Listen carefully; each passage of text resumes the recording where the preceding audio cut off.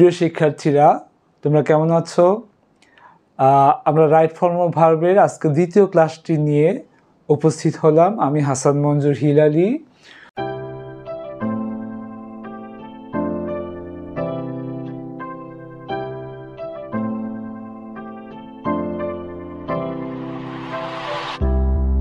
তো আমরা right form of ভার্বে প্রথম ক্লাসে খুব সোজা বিষয়গুলি আমরা দেখেছিলাম। তো আজকেও মোটামুটি নিয়মগুলি আমরা সোজাই দেখব, আস্তে আস্তে আমরা কঠিনের দিকে যাব। আমরা আগে দেখে নিই প্রেজেন্ট ইনডিফিনিট টেন্সে কিভাবে নেগেটিভ করতে হয়। তোমরা দেখো, হি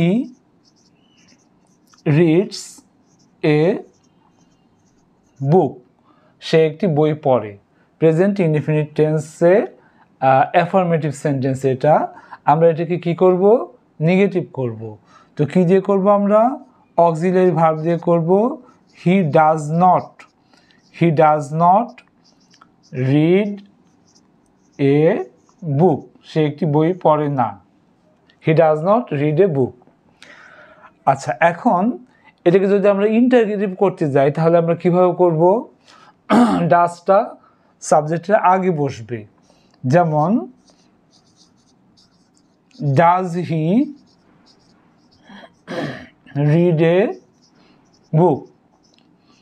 এখানে একটা বিষয় দেখো, এখানে he reads a book, he third person singular number থাকার কারণে রিড ভার্বের সাথে এস যোগ হলো।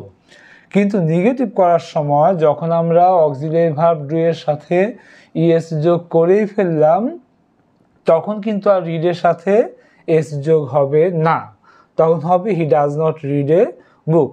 এবং ইন্টারগেটিভ করার সময় আমরা does he read a book, এবং এটা প্রশ্নবোধক চিহ্ন হয়ে যাবে, নোট অফ ইন্টারগেশন হয়ে যাবে, ডাজ হি রিড এ বুক। এবার দেখো, আমরা যদি পাস্ট ইনডিফিনিট টেন্স দেখি কিভাবে সেটাকে নেগেটিভ করব।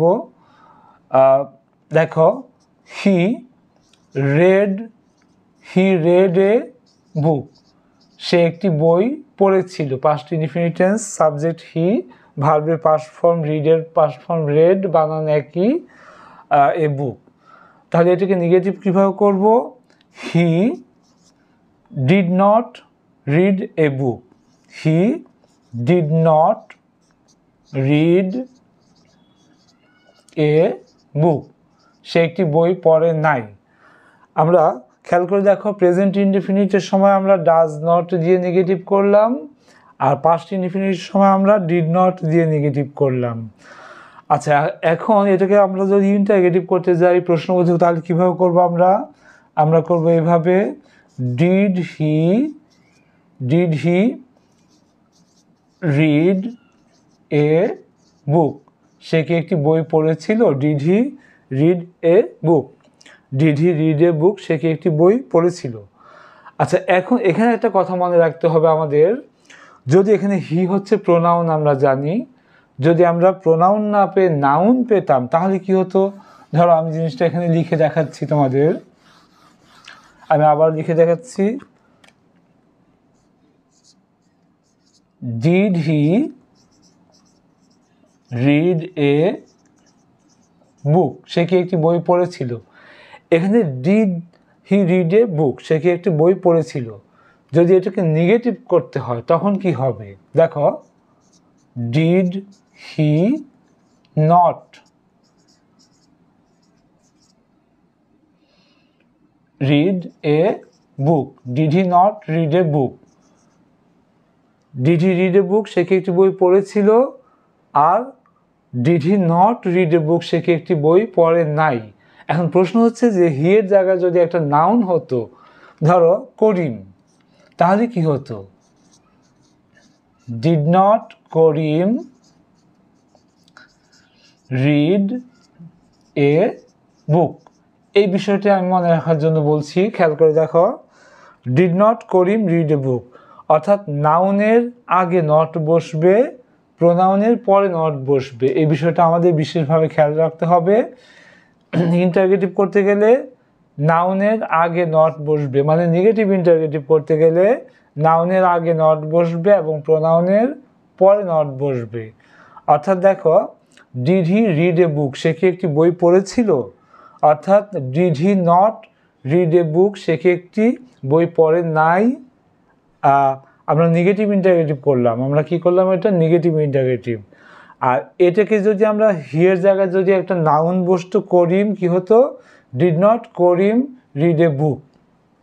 আচ্ছা এটাকে did he not read a বুককে যদি আমরা সংক্ষেপে কন্ট্রাক্টেড ফর্মে লিখতাম তাহলে কি হতো, ডিডন্ট, খেয়াল করে দেখো, didn't he read a book, didn't he read a book, সে কি একটি বই পড়ে নাই। যখন সংক্ষিপ্ত আকার হতো তখন এরকম হবে। তো তাহলে আমরা কি শিখলাম, প্রেজেন্ট ইনডিফিনিট টেন্সে কিভাবে নেগেটিভ করতে হয় এবং কিভাবে ইন্টারগেটিভ করতে হয়। আচ্ছা এখন যদি আমাদের এই ইন্টারগেটিভ করতে গিয়ে যদি আমাদের অক্সিলারি ভার্ব ছাড়া WH কোশ্চেন থাকে তখন আমরা কি করব, হু, হুইচ, হোয়াট, হাউ, সেটা আমরা একটু দেখি। যেমন ধরো হোয়াট ডু ইউ ওয়ান্ট, তুমি কি চাও, অর্থাৎ আমরা হোয়াট দিয়ে আমরা ইন্টারগেটিভ সেন্টেন্সটা করলাম। তারপর দেখো হোয়ার ডাজ হি লিভ, সে কোথায় বাস করে, হোয়ার ডাজ হি লিভ, অর্থাৎ WH যুক্ত কোশ্চেন শব্দটা আগে বসবে, তারপর প্রেজেন্ট ইনডিফিনিট টেন্সে অনুযায়ী আমাদের ইন্টারগেটিভ কি আসে, ইউ এর ক্ষেত্রে ডু, হি এর ক্ষেত্রে ডাজ, ডু বা ডাজটা সাবজেক্টের আগে বসবে। হোয়াট ডু ইউ ওয়ান্ট, তুমি কি চাও, হোয়ার ডাজ হি লিভ, সে কোথায় বাস করে। যদি এখানে পাস্ট টেন্সে হতো তাহলে কি হতো, হোয়াট ডিড হি ওয়ান্ট, সে কি চেয়েছিল, হোয়াট ডিড হি ওয়ান্ট, সে কি চেয়েছিল। আর এখানে কি হবে, where did he live, where did he live, সে কোথায় বাস করত, জাস্ট এরকম ভাবে। আচ্ছা এবার আমরা দেখব আরেকটা নিয়ম, দেখবো আমরা প্রেজেন্ট পারফেক্ট টেন্সে। তোমাদের মনে আছে প্রেজেন্ট পারফেক্ট টেন্সটা কি, সাবজেক্ট, তারপরে অক্সিলারি ভার্ব হ্যাভ বা হ্যাজ, তারপরে পার্সন অনুযায়ী যেটা বসবে, তারপর মূল ভার্বের পাস্ট পার্টিসিপল। তো সেখানে প্রেজেন্ট পারফেক্ট টেন্সে আমরা একটা বিষয় খেয়াল রাখবো, কিছু অ্যাডভার্ব আছে, যেমন জাস্ট নাও, রিসেন্টলি, লেটলি, এই অ্যাডভার্বগুলি দেখো, সেটা থাকলে কি বসবে, প্রেজেন্ট পারফেক্ট টেন্স হবে। যেমন হি হ্যাজ কি হবে, just finished, he has just finished his work, সে এইমাত্র তার কাজটি শেষ করেছে।